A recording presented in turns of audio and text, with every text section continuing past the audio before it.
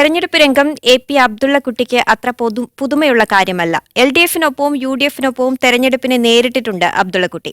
തലശ്ശേരി നിയമസഭാ മണ്ഡലത്തിലെ പരാജയം ഒഴിച്ചാൽ ബാക്കി മത്സരങ്ങളിലെല്ലാം വിജയിച്ച ചരിത്രമാണ് അബ്ദുള്ളക്കുട്ടിയുടേത്.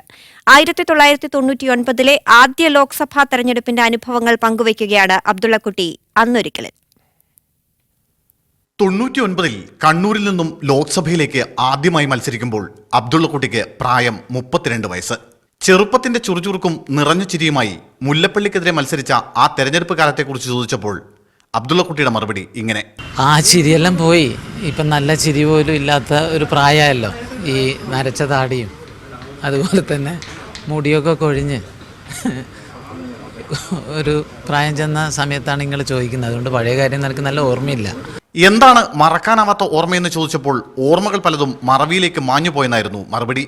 എന്നാൽ ജനങ്ങളിൽ നിന്ന് തന്നെ തെരഞ്ഞെടുപ്പ് ചെലവ് സ്വരൂപിച്ച ആ കാലം അബ്ദുള്ളക്കുട്ടിക്ക് ഇന്നും ഓർമ്മയുണ്ട്. 2009 CPM നിന്നും പടിയിറങ്ങിയ അബ്ദുള്ളക്കുട്ടി പിന്നീട് നടന്ന 3 നിയമസഭാ തെരഞ്ഞെടുപ്പുകളിൽ UDF സ്ഥാനാർത്ഥിയായി ജനവിധി നേടി. മീഡിയ 1